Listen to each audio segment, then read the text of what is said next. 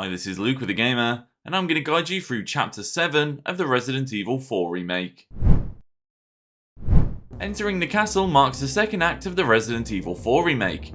This is where the game takes on a tone much similar to the very first title in the series.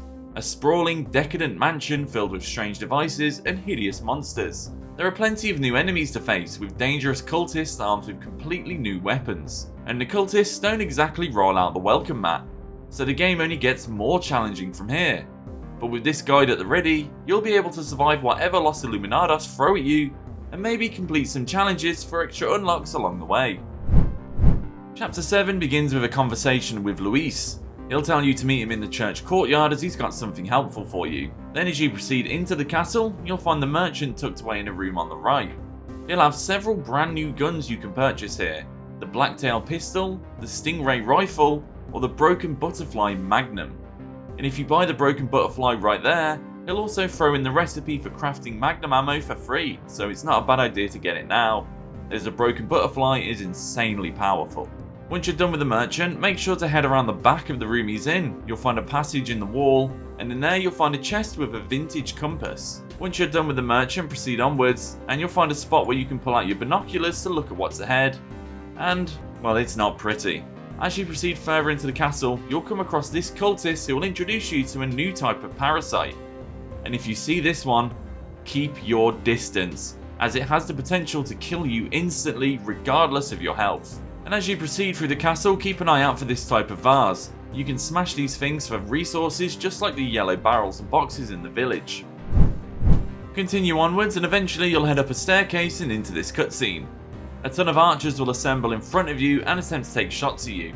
You can avoid these guys, but I chose to pull out my new Stingray rifle and put it to the test, and quickly wipe them all out with headshots.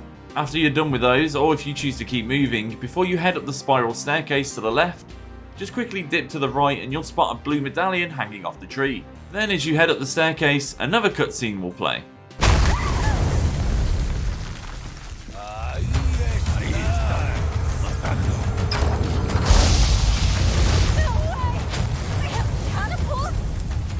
They have catapults, and they intend to use them. During this part, also keep a close eye on Ashley, as she's likely to get hit by them and get incapacitated. Head forwards and turn right up the stairs, and then when you get to the top of the stairs, turn right again and cross a small bridge. After you cross this bridge, turn around and pull out your rifle, and shoot the explosive barrel next to this catapult to take that one out. While there's still 3 more catapults in the area, it's at least one gone, right? That must help. Next, cross this other bridge into this tower, and drop down to the left.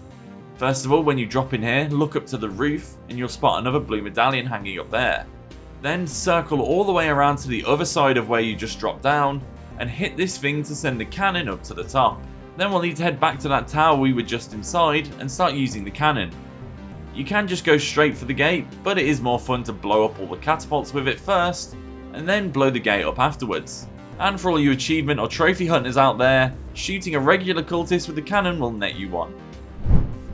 So with all the cultists cleared out and the catapults destroyed, turn your cannon to the main gate and blow it up so you can proceed. But first, let's get all the treasures and blue medallions that are in this area. Turn around and check this window over here for 1 blue medallion. Then if you pull out your rifle, there's 2 more behind you across the bridge. One hanging down here in this window, and another one hanging very high up. For the last blue medallion, head back towards the area you came through earlier after you raised the cannon. You'll find a treasure chest here, and turn to your left to find the last blue medallion. And then of course open up the treasure chest, and inside you'll find an elegant bangle, which you can inlay gemstones in to raise its value. Next, head towards the main gate, but then go left and start backtracking. Proceed down the staircase and check your right, and up here you'll find another casket. Shoot that down and you can find a gemstone inside. That's about it for this area, so let's move onwards. Head through the big doorway you just blew up, and you'll find another doorway at the end. In here you'll find a merchant to the right, so chat to him and you can claim your reward for the blue medallions request. Sell any treasures and tune up your weapons, and proceed onwards. You'll come into this room where someone's clearly left the fog machine on, and then another cutscene will happen. A most warm welcome to my castle. Such a pleasure to finally make your acquaintance, Mr. Kennedy. Introducing Ramon Salazar, your next obstacle in trying to rescue Ashley. After this cutscene ends, a bunch of cultists will rush you in the room, including some who are armed with shields. Shields can be quickly destroyed with a grenade or a blast of your shotgun. So take them down quickly and then turn around, as there'll be another cultist approaching from behind. Once you've cleared out all of these guys, turn to your left where there's a wall that you can get Ashley to climb over. Once she's over, she'll unlock the door for you and you can continue onwards. Go through the door and turn to your right and follow this path along to the end, where you'll find a treasure chest with an elegant perfume bottle in it, another treasure to sell to the merchant. Then head back to where the door you came through was and go through this crack in the wall. Once you're through, turn left and look up. There's a casket up there you can shoot down and it'll have a gemstone inside. And behind it is a drawer you can open which will have some supplies in it. Then turn around and head into the darker areas and it'll bring you into this dungeon. Once you come into a central room with loads of torture devices, turn to your left, but make sure you grab the red herb by the side. Continue along this path and eventually you'll find this dead body against the wall. Grab the dungeon key from the corpse, but the problem is that when you try to go back, the floor will collapse. And then you'll come face to face with a new enemy, the terrifying garadors. Fans of the original will remember these highly dangerous enemies, but the good thing is they're blind, so you can use that to your advantage. The garador is chained to the wall so it won't attack you straight away, but stay crouched and move steadily. Eventually you'll come into this open room and you should duck to your left and wait. The garador will eventually enter. Wait until it passes and then sneak up behind and you can stab it in the back.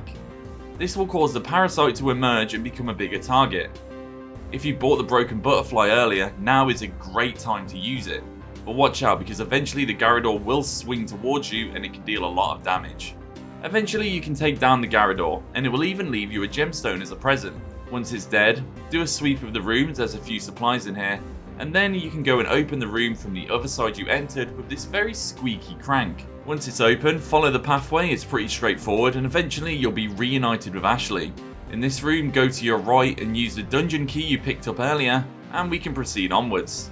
Once you climb up the ladder, immediately turn around and you can see a casket hanging from the roof, so make sure you shoot that down. As you proceed inwards, look to the top shelf and there's a clockwork castellan up there. Then turn to your left and there's a spinel on the shelf, and then as you proceed forwards you can find that casket you shot down earlier that has a silver token inside. In the next room we're greeted with a rather lovely looking display which makes for a nice change of scenery. First of all, grab the swords off the walls, there should be 3 of them. Then turn to your left and you'll see a room you can't access yet and this weird looking thing on the front of it. To open this you'll need to light the 3 matching lanterns. One can be found immediately to your left, while the others are on the right side of the room, so just shoot the icons and the door will open. In here you can grab the bloody sword, and we can solve the puzzle and move on. Going from left to right, it's the iron sword, then the golden sword, then the bloody sword, and then the rusty sword.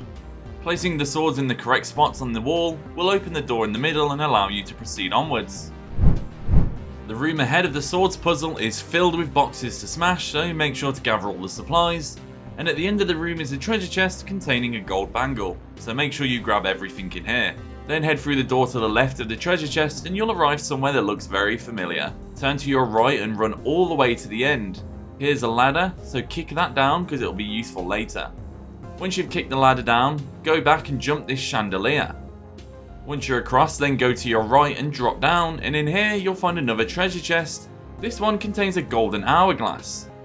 The merchant is also still in the corner of the room by the staircase in case you want to sell some treasures or tune up your weapons. Once you're ready to move on, climb up the ladder you just kicked down and turn right. Ignore the first chandelier and keep going. There should be another chandelier after that. Jump on this one to get across, and then go to your left. You'll see another door that's got a lock similar to the one we saw in the sword room. Just pull the chain to the left of the door and Ashley will get the other one, opening the doors and allowing you to move on. As you enter the next room, you'll hear Ramon start talking to you again, but head around to the other side of the room and look up and you can see a casket hanging up there, so shoot that down and inside you'll find a spinel. There's also a room right next to that casket you've just shot down that contains a typewriter if you want to save the game. The door on the other side of that room will be locked, so don't worry about it. Head back out of this room and go to your right and follow along this way. You'll come to another set of big doors, and when you go through, you'll enter a room that might make even the most hardened of Resident Evil 4 fans shiver. Yeah, it's the water hall. After you enter the water hall, sweep the left and right sides for supplies. But be ready because cultists will swarm the room quickly and try to attack you. Once you've cleared them out, head to the left side of the room. Go down the stairs and then drop down again into this lower section. There'll be more cultists down here, so be ready to fight them off. Once they're down and the area is clear, head to the centre where you'll find this halo wheel. We'll need this to get back up. Head around to the right side of the room and use it here, and you can then start turning it to lower a staircase that will allow you to get back up to the previous floor. As you head back up, even though you've already been through here, there'll be more cultists again, so get ready to fight all of them off. There'll also be archers on a higher level, so watch out for them, and maybe use your rifle to pick them off.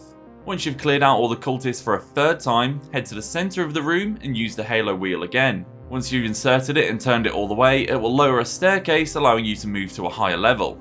There'll be no enemies up here, so you've got a bit of breathing space, but once again sweep the upstairs area for some more supplies because you're going to need them. Once you've got everything, head to the back and there'll already be a halo wheel there, so just turn it and it will start raising this platform. However, obviously, we can't get across that just yet, because here comes the fun part. You'll need to send Ashley up to the higher section where there's some more wheels to be turned. So before you do that, I'd recommend crafting some rifle ammo because you're going to need it for this part. So once you're ready, send Ashley up. Don't need to worry about directing Ashley too much, she'll go straight for the wheel she needs to turn, but then there'll be cultists showing up and trying to get her. So pull out your rifle and take them out quickly. Once Ashley's turned the first wheel all the way, she'll automatically head for the next one. While you're trying to protect Ashley, you'll also need to protect yourself, as cultists will approach Leon and attack him. So whenever that happens, you need to take them out quickly so you can get back to protecting Ashley. The cultists won't attack Ashley, they'll just try to lift her up and abduct her again. So whenever that happens, quickly take down whichever cultist has picked her up to save her. Eventually, Ashley will turn both wheels all the way, and we can move on. From here, it's a pretty straight path. Cross the bridge you finally raised. Eventually, you'll come to a courtyard and there'll be a locked door. You can send Ashley over a wall to the left of it and she'll unlock it. Continue to proceed onwards and eventually a cutscene will trigger and the chapter will come to an end. So that's how to get through Chapter 7 of the Resident Evil 4 remake. Thanks for watching, and if you think I've missed anything, then feel free to leave it in the comments below. Otherwise, check out thegamer.com for more.